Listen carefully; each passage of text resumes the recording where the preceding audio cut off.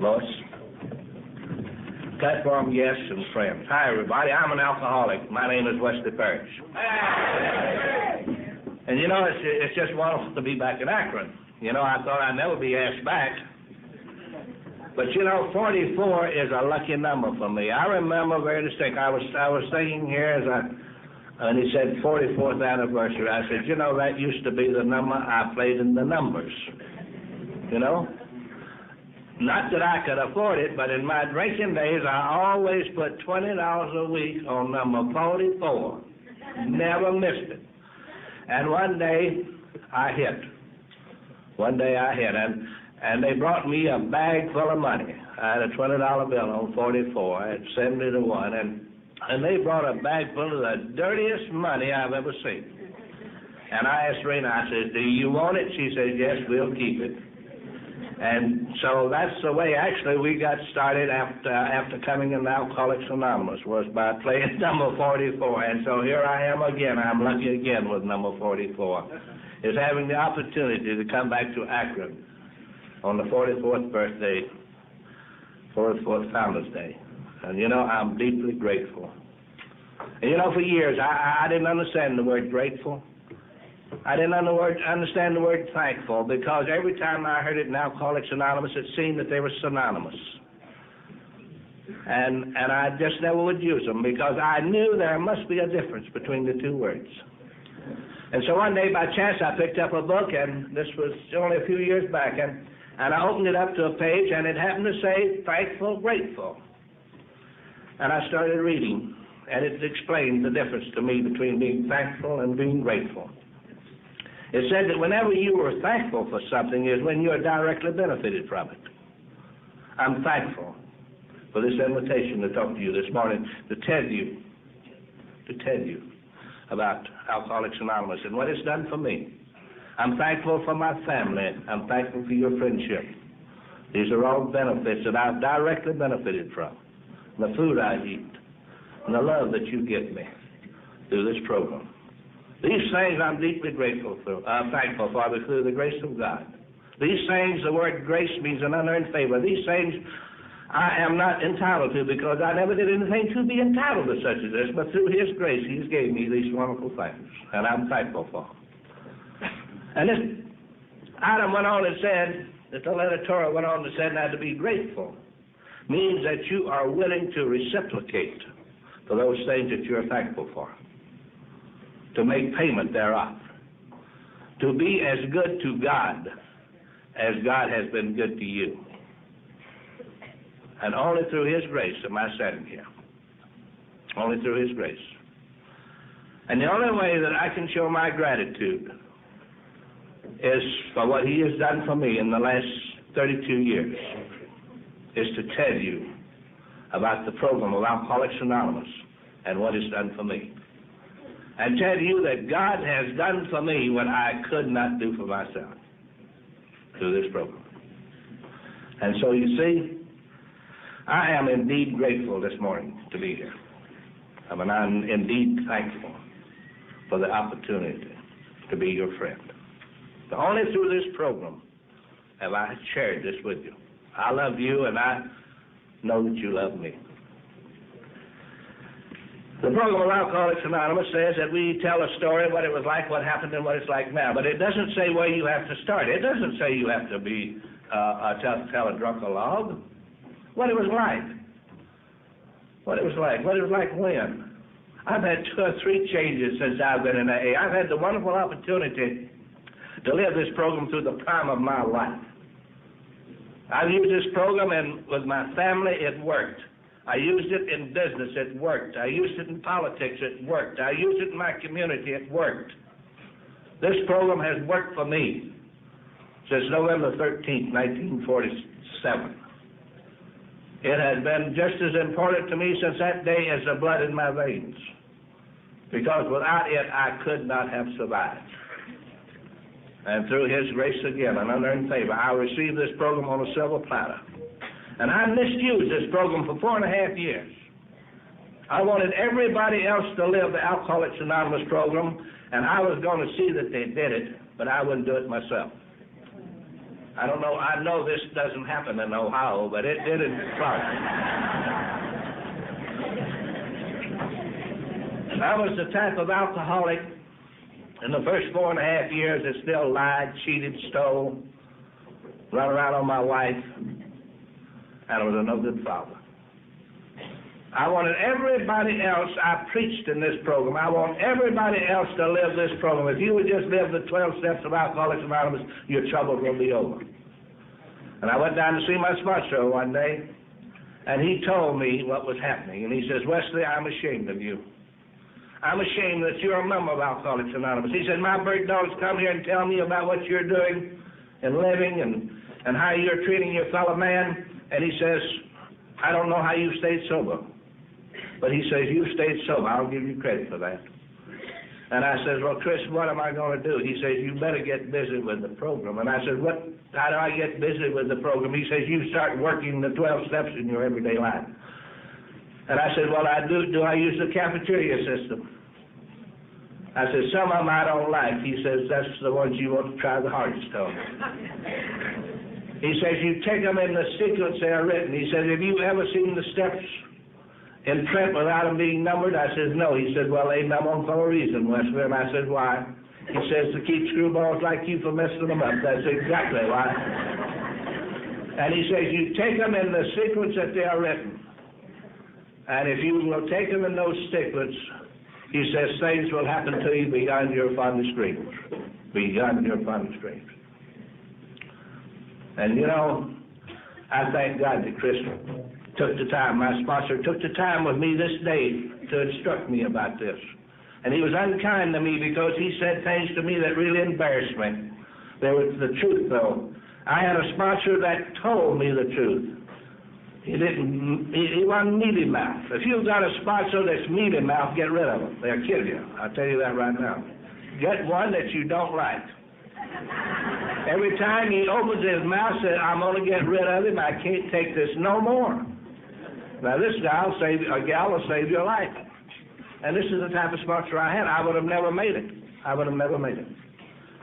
And so I got busy on the 12 steps, and I found out that when Bill W. put these steps down, and I went into this book here that's very seldom read in AA, and I know it's very seldom read in AA because I get the conference report every year, and I find that last year in 1978 there was only less than 15,000 of these books sold, and it's over 30,000 groups in Alcoholics Anonymous. And so that's a half a book per group. So I know it's not many alcoholics read this book. And I find it very enlightening. This is a history of Alcoholics Anonymous. And this is so important to me as a member of Alcoholics Anonymous. Because this book tells me what happened to Bill and how Bill got his spiritual awakening. And it tells me that how he found out that he had a spiritual awakening. He found out through William James, through the book A Variety of Religious Experiences, that a spiritual experience was deflation at depth. Deflation at depth. That if an alcoholic was going to stay sober, he had to have a rearrangement. He had to have a change of attitude. He had to get rid of selfishness and self-centeredness. He had to become selfless if he wanted to stay sober. And I find that Dr. Bob, too, was full of this, too, our other co-founder, because in a book that's not used too much in AA, because everybody thinks a little 24-hour book put out by Hazelton is AA, but it's not. This book here, as Bill sees it, is very important. And Bill said, on page 212, he said, Dr. Bob did not need me for his spiritual instruction. He had already had more than I. What he did need when we first met was the deflation of depth. The deflation of depth. That the understanding that only one drunk can have for another. You see, Dr. Bob also needed deflation of depth. As I understand the story, and if I read it correctly in AA Comes of Age, Bill had a spiritual experience. In the most minute measurement of time, he was deflated. And he had no more trouble with Bill Wilson. He went out on the streets of New York and worked for 6 months without having any success whatsoever. But his spiritual experience kept him in a mental state of attitude where he took failure. And he went to see Dr. Silkworth, and Dr. Silkworth says, well, Bill, he says, your trouble is that you're preaching to these drunks, and you can't preach to them. He says, you've got to develop a program where you tell them how you think and how you feel. And they tell you how they think and how they feel, and through this identification, you will seal a bond of friendship. And through this friendship, then you can start talking to them about the spiritual part of this program. And Bill says, I think you've got something there, Doc. And Dr. Silkworth went on and said, Bill, there's very few people have spiritual awakenings like you had, spiritual experiences like you had. Very few. And he came to Akron here, and he found Dr. Bob through Henry Hamilton. And we know the story. And he sat down with Dr. Bob, and Dr. Bob said, now I got 15 minutes. That's all I got. I'm a busy man. Dr. Bob wanted to be sure that he could have a drink in 15 minutes. That's what he wanted. And he didn't want, because everybody had been preaching at Dr. Bob. I know he had, because, well, didn't people always try to take away from you the privileges and the rights to drink alcohol? Oh, God. They preached at you. But Bill sat down, and for the first time, Bill told Dr. Bob how he thought and how he felt. And Dr. Bob said, well, Bill, I think and I feel just like you do. You know something. He says, I've read all types of books. And he says, I've never heard anybody express this thing about alcohol like you do. He says, you've got something. Well, he said, I'll go along with you. Because Bill told him how he thought and how he felt. And Dr. Bob told Bill how he thought and how he felt. And at 11 o'clock that night, they broke up. And Dr. Bob, though, you see, he wouldn't deflate. He was ashamed that he was an alcoholic. And he suffered this fang of being an alcoholic for 3 weeks, and finally he got drunk. It's all in the big book on page 153, I think it is. And he went to Atlantic City and got drunk, and he come back. And then when he got back, he knew what he had to do. And Dr. Bob made the operation that he was supposed to do that morning. And then he went out, and he made restitution. And he never had any trouble with alcohol since then. But he had a phenomenal craving in his stomach for alcohol. And he went for 2.5 years, as I understand the story, with this phenomenal craving for alcohol. And the only way he could get rid of it was by working with others. He was the greatest 12-stepper that's ever been known, him and Sister Ignatius. They've sponsored, I think, 5,000 alcoholics and Alcoholics Anonymous in the Cleveland, Akron area. And finally, after 2.5 years, Dr. Bob had a spiritual awakening. It was a slow process for Dr. Bob, this deflation at depth. And so, as Bill says, when he sat down and wrote the 12 steps this night, I think he had all this in mind, and he laid these steps out in such a way that if you and I will take them in the sequence that they're written, we will get rid of our greatest enemy. My greatest enemy is self, S-E-L-F. You see, my way is the wrong way. My way is the wrong way. Every time I take over, there's devastation. A lot of people don't like to hear this, but I believe this very strongly in my own heart, and it's so true in my particular case. It may not be in your case, but it is in my case. Is I feel that alcoholism is a self-inflicted disease. I inflicted myself with alcohol, and I became addicted and became an alcoholic because I drank alcohol. And I know what causes alcoholism. Alcohol. It's that simple. I have been drunk for 32 years, and you know why I haven't been drunk? I haven't taken a drink. That's the only reason. So alcohol must cause alcoholism. Must. I know they're still searching.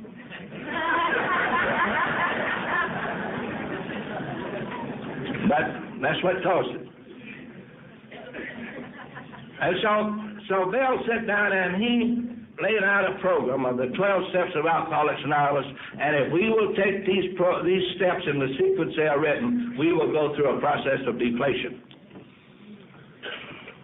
And you have to take them in the sequence that they're written, because you have to eliminate self-knowledge. You can't stay sober with self-knowledge. That's all there's to it. The big book tells us that. It's impossible. We cannot stay sober in self-efficiency. We have to have God efficiency. And the only way that we can find God efficiency and get this God consciousness that we have to maintain this program is through the 12 steps to get this spiritual awakening. There's no other way that I know of. I don't know no other way. And if man has found out any other way, I haven't been told about it. The first thing Bill said is you had to stop drinking. That one drink was too many and 1,000 wasn't enough, that you was powerless over something. Who ever heard of telling an alcoholic he was powerless over anything? But Bill sat down and told Dr. Bob how he thought and how he felt, and he told him it wasn't the 20th drink that got him drunk, it was the first one. And Dr. Bob said, that's the same way with me, Bill. And so therefore they agreed that it wasn't the 20th drink that got him drunk, it was the first one. And if they left the first one off, they didn't have to worry about the 20th one. And they started off from there, and then he said that our lives are unmanageable. Who ever heard of telling the alcoholic that his life was unmanageable? The great I, all the great things I've done in my life. Well, if I was so great, I would have never become an alcoholic. Is there anybody in the sound of my voice this morning said, when they took their first drink of alcohol, I'm going to drink this stuff until I become an alcoholic so I can be qualified for membership in Alcoholics Anonymous? Is anyone here? I never heard of such thing. But yet we could not manage. That's the reason we became alcoholics. We could not manage our own lives. And so therefore, we lost. Our way is the wrong way if we're alcoholics. And this is what we have to deflate. We cannot rely on self-knowledge or self-efficiency. And then he says that we came to believe that a power greater than ourselves could restore us to sanity. If you're restored from sanity, where do you have to come from? It's a good question. And then he says to us, you have to surrender to self just like you surrender to alcohol. When you come in Alcoholics Anonymous, you're in two states of bondage. You're in the bondage of alcohol and you're in the bondage of self. And so therefore, you get rid of the bondage of self by just not taking alcohol, by just not taking a drink. That's it. But you get rid of bondage of self by trusting God. There's no other way. Trusting God. It says somewhere on about page 9 in the big book, it says, brand on every man's mind that he can stay sober regardless of anyone. The only thing he has to do is trust God and clean house. It doesn't say clean house and trust God. It says you can't even start cleaning house until you trust God. Because you have to eliminate your greatest enemy, and that is self. Because self is creating all the insecurity inside of you. It's all the inner fears that you have, inhibitions. And so therefore you have to turn your life and your will over the care of God, because my way is the wrong way. And I've got to do God's way if I want to stay sober. And then I become one of God's children. And when I come one of God's children, I have no fears. And I have courage for the first time in my life to look at myself exactly the way I was, not the way I pretended to be. All my life I pretended to be something that I wasn't. Something that I wasn't. But through courage, through my trust in God, through the first 3 steps that I found, I had courage to get out a legal piece of paper and start writing and putting down the exact natures of my wrongs. Making a list, making an inventory. And I didn't turn my head. I looked at myself as a way I was.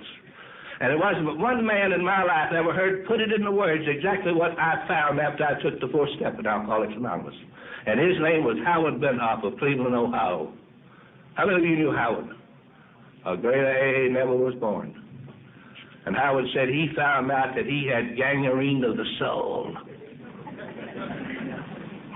And that's what I had. But it's the greatest thing I ever found out about me, because I was willing to take the medicine for it. And 12 and 12 tells me that step number 5 can be taken only one way. You've got to be honest with yourself, you've got to be honest with God, and you've got to be honest with your fellow man. There's no other way, and if that's not deflation, I don't know what deflation is. And then it says, number 6, that we have to become willing to remove all our defects of character, our sins of commission, the things we know that we shouldn't do every day that we do, that we become willing to change these things, our attitudes toward this. We are willing to get rid of our old ideas. The big book says we try to hold on to our old ideas, and the result is nil until we let go absolutely. And so we have to let go. And this is deflation. And then it says that we humbly ask him to remove our shortcomings. We humble ourselves before God. You know, it used to be an old guy from Michigan called Cy Walker. Cy used to say, he said, I had a hard time getting down on my knees. But he said, one night I thrown my shoes underneath the bed and my boots underneath the bed, and the next morning I just got down there to get them out, and I said to myself, well, while I'm down here, I think I'll say a few words. And he says, it's an amazing thing. I started throwing my boots under the bed every night, and he said, after a while, he said, I got comfortable down on my knees, humbly, asked God to remove all these shortcomings. The sense of omission, the things that we don't do every day that we should do. God, I got a jillion of them. And then it says to make amends. You see the process of this deflation? Make amends to people that you've harmed. But the 9th says that be careful. Now, don't make amends at the expense of others. For the first time, here brings in other personalities. And you start giving, you're not in the bull in the china closet anymore. You start reasoning things out, and you don't hurt people anymore. And then number 10 says that although you've come this far, you're still a human being, and you're going to make human error. So when you lay your head on the pillow at night, you take an inventory. And when you take this inventory, if you've done anything through that day that's not right, you promptly admit it. You clean the slate every day. Don't let these little things pile up on you. And then it says through prayer and meditation, through talking and listening to God, through talking and listening, you get a better understanding of God, and ask God for His will, not your will. God's will, not my will. My will is wrong. And I said to God, God, He said to me, build a better world. And I said, how? You asked me to do these things. How can I build a better world? I'm so small and useless am. And God in all His wisdom says, well, all you've got to do is just build a better you. That's all. That's all God expects of each and every one of us. For each and every one of us, just to build a better you. The greatest 12-step work anybody can do in Akron, Ohio, or Pompano Beach, Florida, or Troy, Michigan, or wherever it might be, is just walk the streets of our hometown sober with this a smile of AA on our lips. This is God working in our hearts and showing love to our fellow man. And when we do this, then having had a spiritual awakening as the results of these steps, as a result of what we've gone through, we've had a spiritual awakening, and now we've got a God conscience, and self-knowledge is out the window. No more self-efficiency. We depend upon God. And we find that God will do for us what we cannot do for ourselves. And then we have something to carry. Then we try to carry this message to other alcoholics. This is still a program of attraction, not promotion. The Lent tradition of AA says we don't brag on what we've got. we let our friends recommend us. We don't go out here and tell our friends what they're going to do with alcoholics. That's promotion. But we attract. We cooperate, but we do not affiliate. And this is deflation. Because I see a lot of these people handling alcoholics. I don't like the way they're handling them, don't you? Do you feel that way sometimes? Well, that's not our business. Not our business. We try to carry the message to the alcoholic and to practice these principles in all of our affairs. Practice the truth. The truth, and this is the truth. That we are laymen. And we have a program that we can offer an alcoholic that if he will follow our path of the 12 steps, he will receive what we have. Now I'm in AA 8 years. I'm in 8 years. I'm getting the epitome of this program. The apex. You know, I'm in tune with the world, and the world's in tune with me. I became part of the universe. Have you ever felt that way? Part of the universe. But you know, I've got a life ahead of me to live one day at a time. And it's an old cliche in AA says you got to grow or you got to go. Did you ever hear that? And so therefore you have worked the 12 steps of Alcoholics Anonymous. Did you know that the 12 steps of Alcoholics Anonymous is only 1/3 of the program? You know, Bill knew better than this. Bob knew better than this. Because, you know, they went on and they knew that they had to grow farther. They had to grow farther than just the 12 steps. They had not only learned to live with themselves, they had to learn to live with others. And so what did they do? They knew if we stopped growing, self-importance would creep back in our lives and we will become egotistical just like we were the day we came into Alcoholics Anonymous. And we would inflate, not deflate. And so therefore they had to find some way to keep this deflation in progress in an alcoholic's mind. A way to grow. And this I'm so true of because on page 136 in AA Comes of Age, it says this, and I want to read it to you. It says, therefore, each of our 12 traditions is really an expression of the inflation that each of us has to take, of the sacrifice that we shall all have to make in order to live and work together.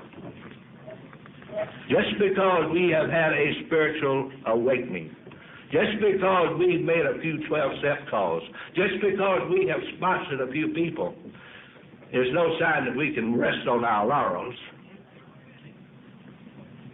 I know nobody here is guilty of that, but I want to call it to your attention only. Well, I did. I made this mistake. And how did it all start? Well, it started this way. One day, cunning and baffling as we alcoholics are, I became worried about my life, my future. I had not made any good arrangement for my retirement. I was going to be a poor man one of these days. I was going to be old, and I wouldn't have anything to live in my golden years, twilight in, you know. Social Security, yes, would not be enough. Inflation had set in. And so therefore I said, now I have been great service to Alcoholics Anonymous. Now I've got to start taking and putting in consideration my future. Forgetting that God has done for me what I couldn't even do for myself and not relying and trusting God, God would have kept right on doing it for me, you know. What did I have to worry about? I was one of God's children. But you see, I quit growing. I let self get back in the way, and I started to inflate. I started getting selfish all over again. And up to this time, I was very religious about my group. Yes, sir, I was at my group every week. My group couldn't open up without me being there. And so one day the telephone rang.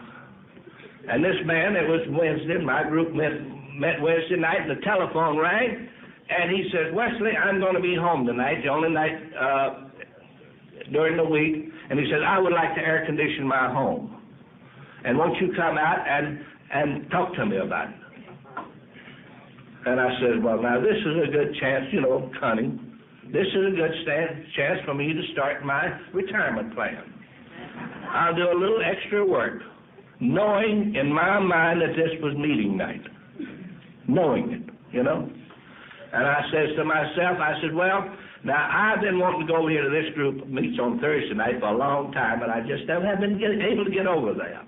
Now, I'll just go out and sell this air conditioning tonight, and tomorrow night I'll go over to this other group. And so I justified it. And so that night, self-justification, I went out to sell this air conditioning job. And I sold it, and how sweet it is, Had a wonderful day. I had such a good day, the next day I wanted to do it all over again, and I forgot about going to meeting on Thursday night.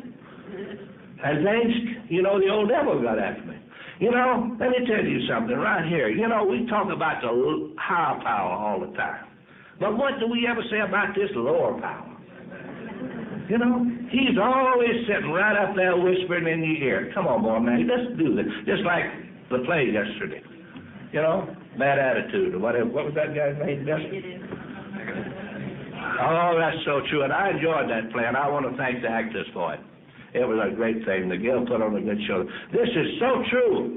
And we don't pay attention to this lower power. We always pay attention to the high power. Listen, I was one of his chief lieutenants. And he wants me back in full, I'll tell you. And so he gave me a chance, Lois, and he started whispering that ear, boy, you're doing a good job. You're going to get retired in real form, boy. You just keep this up. Well, he whispered in my ear so strong, I didn't go to AA for a week. And next Wednesday night, I went to my group. I walked in, and not one soul missed me. I said, here for years, I've been coming to this meeting, and I went home discouraged. I said, I don't mean too much to that group after all. And then what happened? What happened? You see, I was at the apex of this program. I started getting complacent. You know what complacency means? A quiet pleasure inside. I started justifying. And what happened was I would look around and I would justify what all I had done in Alcoholics Anonymous, because I would pick these individuals out and say, if it hadn't been for me, he would have never made it. And I started taking credit. In other words, I started playing God all over again. Complacency, a quiet pleasure inside of what a tremendous job I'm doing. And I started missing meetings because I wasn't important in my meeting anymore. It was time for the newcomers to take over, I had worked long and hard. You see, I'd quit growing. And from there, I went to apathy. I became indifferent. And I said to myself, well, I'll go there once a month. I'll sit on the back row, and if the newcomers want a few pearls of wisdom, I'll slip it to them, And that went on for a while, and then I made the mistake of dependency. I started depending entirely upon my own individual, myself. Now, an alcoholic depending on himself, that is the worst mistake an alcoholic can make. And I started depending upon Wesley Parish. I forgot about my family, I forgot about my group, I forgot about my sponsor, I forgot about my friends, and the worst thing of all, I forgot about my God. See, I was deteriorating. I was inflating all over again. And my sponsor at that time grabbed me by the bootstraps, and he pulled me out and said, well, boy, do you know where you're headed? And he explained it to me in those uncertain words. And he was right. And through the grace of God, I didn't go back to bondage again. You see, AA is a vicious circle. It starts off in bondage. You start off in bondage. From bondage, you go to faith. From faith, you go to courage. From courage, you go to freedom. You get the freedom of self. No greater freedom can man have than freedom of self? If anyone should know what freedom is, it's an alcoholic who's free of his old alcoholic thinking. He's in tune with the world. And then he starts to get the abundance of this program. He gets material abundance and he gets spiritual abundance. God does for him what he cannot do for himself. And this is where where he's got to work the hardest. When you're on top in this program is where you got to work the hardest. You can't slack off. Because if you slack off, what happens? You become complacent. From complacency, you go to apathy. From apathy, you go to dependency. And from dependency, you go right back into bondage again. Dr. Tebow, a great friend of Alcoholics Anonymous, on page 249 in AA Comes of Age, says this: "It is common knowledge that the return of the full-fledged ego can happen at any time. Years of sobriety has no insurance against its reoccurrence. No AA, regardless of his veteran status, can ever relax his guard against the encroachment of a revising ego. Recently, one AA writing to another reported that he was suffering, he feared, from halotosis, a reference to the smugness and self-complacency that so easily can creep into an individual with years of sobriety behind him." Do you understand why you have to work this program one day at a time? Am I getting that over to you? This is it. Well, as I read you before, the traditions is a continuation of the 12 steps in deflation, as far as I'm concerned. Now, this is what I found out. And if I had not found this out, I wouldn't have been sober for 32 years. Now, I don't care what you think, but that's an important figure to me.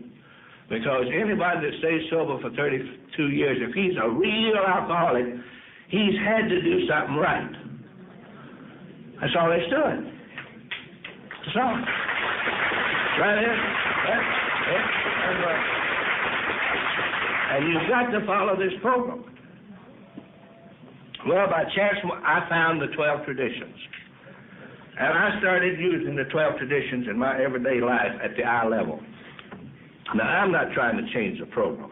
But what I'm doing, I'm using this program to find a way that I can live and be happy without alcohol. And this is what I think the program's all about, is learning to be happy. And if you're one of God's children, you've got to be happy, because that's his formula. He gives us happiness within ourselves. And so therefore, I went to using the 12 traditions at the eye level. And I'm going through a few of them here and show you what I mean, so that you might take this home and you might try it. You might one of these days find a use for them. And if it does, I hope that you'll remember me and use them, because these things have happened to me beyond my fondest dreams since I started applying. The first tradition says, my commonwealth, I'm going to read them at the eye level, not trying to change them, but I'm going to put them to Wesley Parish. I said, my common welfare comes first. My common welfare is to stay sober. I am an alcoholic. I have an incurable disease called alcoholism. I can arrest it, but I can never cure it. And so therefore, it's got to be the biggest business every day of my life. I need the program more today than I needed 32 years ago, because 32 years ago I had nothing to lose. Today I've got everything to lose. And so therefore it has got to be that way. It's got to be that way. I never want to forget that. That's my common welfare, staying sober, because without me being sober, I am nothing. My personal recovery depends upon AA unity.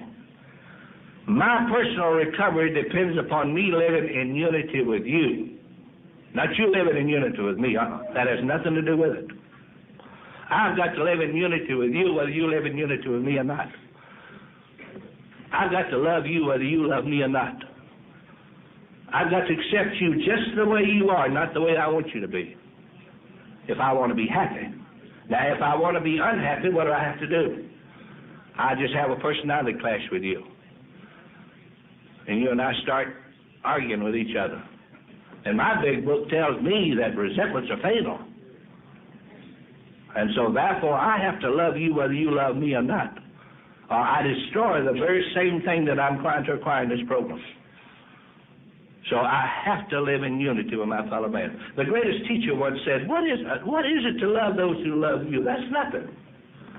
But to love those who hate you is something. And so therefore, for my common welfare, and for me to remain in Alcoholics Anonymous, I have to accept you just the way you are, and I have to live in unity with you, regardless. This is what it says, and this is what I have to do. I have but one ultimate authority. A loving God, as he expresses himself in my conscience. I have but one ultimate authority. And this ultimate authority is the same God that I turned my life and my will over to in the third step, when I made a decision to turn my will and my life over to it. And this ultimate authority has to go with me and be with me continuously. It has to be just like a part of me as my own mind. It's a loving. You know, the reason I was attracted to Alcoholics Anonymous was through love, and I didn't know what love was. But it's a Greek word called agape, or agape. It means the divine love of God. It defines a certain type of love, as the Greeks have in their language. And it defines this love. It's called agape. It's a love that's spontaneous, it's unlimited, and it's unmotivated. Now, when you come to Alcoholics Anonymous, somebody approached you and made a 12-step call on you. Now, it seemed to me when this person started to talking to me, it was spontaneously, there was something different about this guy, that he wanted to shower me with love. That he wanted me to be part of what he was part of. And nobody treated me like that in a long time. And it seemed as he talked, it was unlimited what he wanted to offer me. And I knew it was nothing about me that would motivate such a thing. Was anything about you that would motivate love the first time you was approaching Alcoholics Anonymous? There was nothing about me that motivated love. But this is what attracted me, the divine love of God. And this is the loving God that we're talking about here, that I have to show to you. I have to show to you every time you see me spontaneous, unlimited, and unmotivated love. The divine love of God. God loves me in spite of me. And it's just the minute measurement of time he lets me know if I will just offer myself to it. And this is the way it is, and this is what I have. You have reached the end of side one. Please turn to side two for the continuation of this program. Thank you. Well, nothing about me that motivated love. But this is what attracted me, the divine love of God. And this is the loving God that we're talking about here, that I have to show to you. I have to show to you every time you see me spontaneous, unlimited, and unmotivated love. The divine love of God. God loves me in spite of me. And it's just the minute measurement of time he lets me know if I will just offer myself to it. And this is the way it is, and this is what I have. And it says that I do not govern, I'm only a servant. I'm only a servant of Alcoholics Anonymous. I came to get, but I stay to give. And that's it. Through the grace of God. The only requirement for AA membership is desire to stop drinking. That's it. It doesn't say anything about nothing else. I don't get all confused anymore about what AA is all about. AA is about a desire to stop drinking. It's about alcoholics. Anybody that's got a desire to stop drinking is a member of Alcoholics Anonymous, if they so want to be. Did anybody tell you that you was an alcoholic? Nobody told me I was an alcoholic. They said, that's your business. You diagnose your own case. Did anybody say, why don't you come join us? I joined Alcoholics Anonymous. I didn't ask nobody whether I could join it or not, did you? I just became a member. How many times have I did this? He'll never make it. He'll never make it. He's too educated. He's not educated enough. That's how about Jehovah. They took book on me. Who am I to say that somebody will not make this program. Who am I to say that somebody can't be a member? I don't take people's inventory like that anymore. And it gives me more time for my own. And so therefore I'm happier.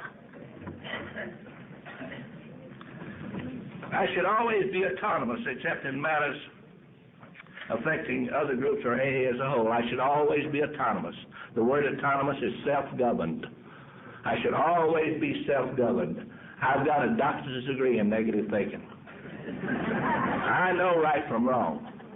The reason I'm a member of Alcoholics Anonymous is because I know what is right and what's wrong. And my program tells me that anything just about right is wrong. You want me to say that over again? Anything just about right is wrong. And if I do something wrong, I've got to hear the hounds of heaven bark at 4 o'clock in the morning. I'm the guy that's got to pay the penalty, not you. And so I've got to stand on my own 2 feet and be an individual. That's all. I'm one of God's children, and I never apologize for that. And that's what the book Alcoholics Anonymous says. You never apologize for believing in God. Never. Every AA group ought to be fully self-supporting, declining outside contributions. Woo. You say, well, what's that got to do with being happy? That has everything to do with being happy. You show me a person that don't meet their responsibilities, and I'll show you a person that's not happy. That's all. It's just that simple. You have to meet your responsibility. You see, we are mature individuals in Alcoholics Anonymous.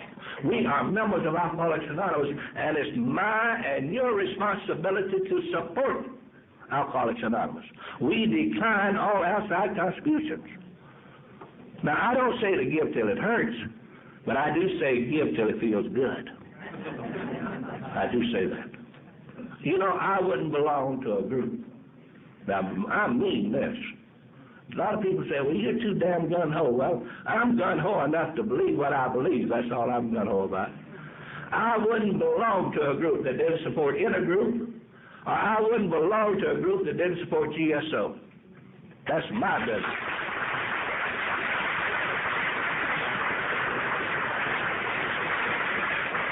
It's just that simple. Your intergroup, if they only do one thing, and that's distribute you literature for AA, that's enough. Just that one thing, but they do 1,000 things more. And if GSO, the only thing they did was just to keep the literature like it is today, that's all I'm entitled to. But I get a lot more benefits from that as a member of AA. Have you ever offered a piece of AA literature to an alcoholic and you doubted that literature? Every T is crossed an I, every I is dotted. This is worth $3.65 a year to me. What about you? Absolutely.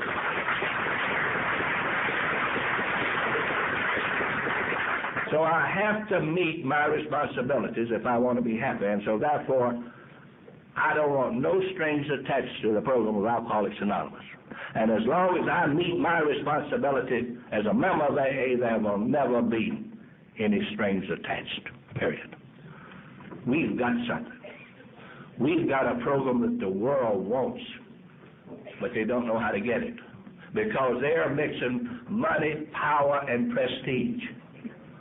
We are taking away money, power, and prestige, and that's what makes our program work. Deflation at depth. We don't brag on what we've got. We let our friends recommend us. We have a program of attraction, not promotion. Just the opposite the way that world works out there. And it works, does it not? It saved your and my life.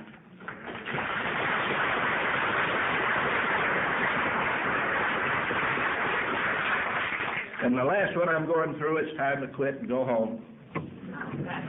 It says each group has but one primary purpose, to carry the message to the alcoholic who still suffers. Now, I've been sober 32 years, and I suffer every day of my life from the disease of alcoholism. Now, I'm going to ask you a question. Do you still suffer from the disease of alcoholism? Are you here today for your disease?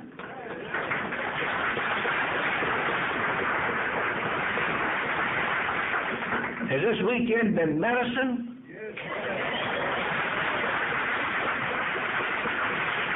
Well, listen to what this thing says. It says, one primary purpose, to carry the message to the alcoholic who still suffers. It is my responsibility every time I see you to 12-step you, or to love you, right?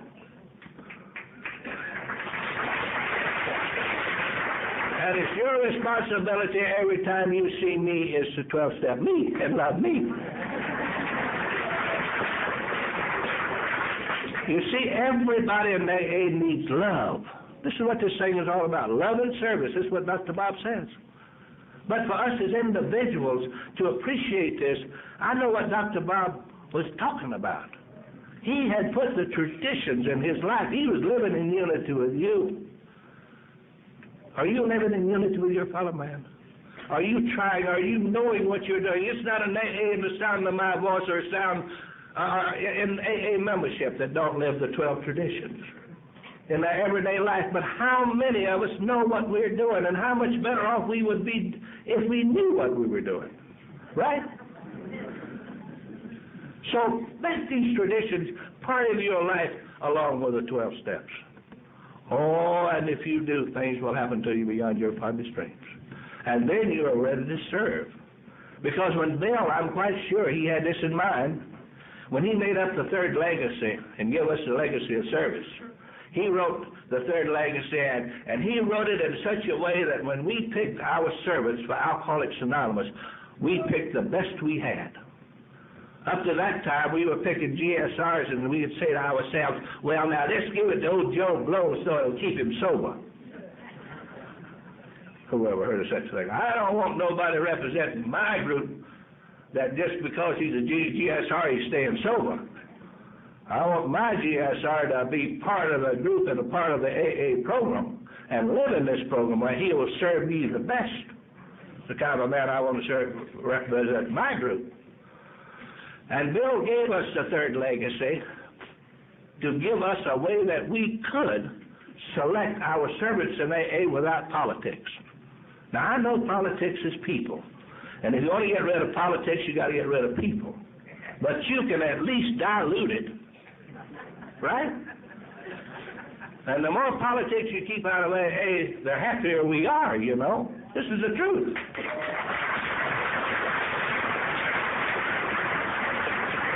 So therefore, for us to practice this, so whenever we get to our assemblies or wherever we might be, where we will eliminate politics in our everyday life, in our AA, well, then we have to practice it every day of our lives. And as we get up and we meet people along the street or in our business or whatever we might go through the day, the people that we meet, let's show everyone the same love, the same kindness, and the same consideration. Let's show no partiality to no one. Let's love everyone. And this is the AA program. And this is what this program is all about. This is the program that I have found. And I hope I've explained it to you, where you understand how I feel.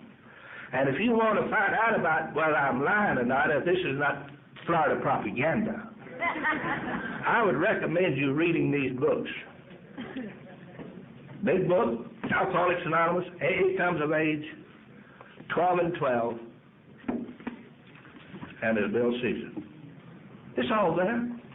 It's all there.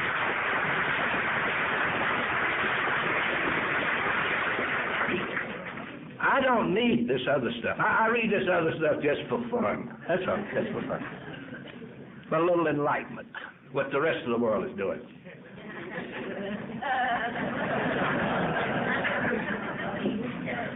I know it now. I don't mean this catty, and I'm not saying anything. But, you know, I found out when I didn't wake up in the morning and start reading my big book, or conference-approved literature, I was diluting my program. And I don't want my program in AA diluted. I want the real McCoy. First things first, and that's conference-approved literature. I believe that's strongly in my heart.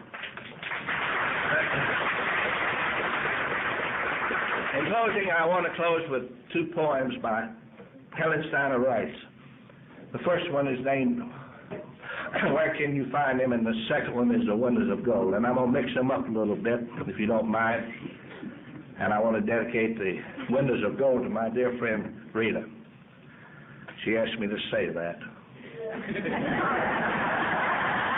Right?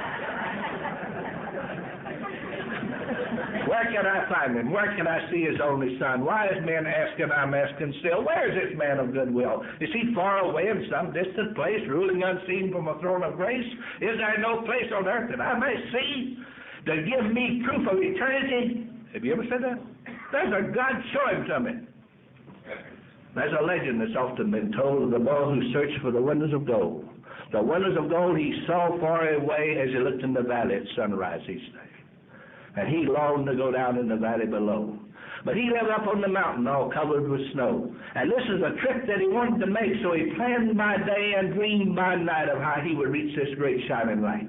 And one morning as the dawn broke through and the valley sparkled with diamonds of dew, he started to climb down the mountainside with the windows of gold as his goal and his guide. He traveled all day, all wearied, worn, and bleeding feet and clothes that were torn, and finally he entered into this little peaceful valley town, just as the golden sun went down. But lo, he lost his shining light because the windows were dark that it wasn't been bright, and tired and hungry and lonely and cold. He yelled, oh, please, won't you show me the windows of gold? And a kind hand touched him and said, behold, high on the mountain is the windows of gold. For the sun going down in the great golden ball had vanished the windows of his cabin so small. Now the kingdom of God, with its great shining light, is like the windows that shine so bright. It's no far distant place somewhere. It's just as close to you and I as a silent prayer. Your search and my search for God will end and begin when we look for God and find him within, right in here. So you see, it is true. It is true that I have never seen his face, but his likeness shines forth from every place. The hand of God is everywhere along our life's busy thoroughfares. The things we see and touch and feel. This is what makes God so very real. Solid stars and timeless sighs, the wonderments in our children's eyes, the golf's mere wing of a hummingbird, the joy of the kindly word, the autumn haze, the breath of spring, the chirping song the cricket sings, a rosebud in a slender vase, a smile upon a friendly face. In everything, both great and small, we see the hand of God in all. For who can watch a new day birth, or feel a warm, life-giving earth, or look at skies through lacy trees, or feel the softness of the breeze, and say that you have never felt his grace or looked upon his face? I can't, because I have been a member of Alcoholics Anonymous. Thank you. Thank you for listening. If you have enjoyed this recording and would like to listen to other talks on recovery, please visit our free website at recoveryspeakers.com. We have assembled the largest historical recovery audio library in the world and are adding new talks each day.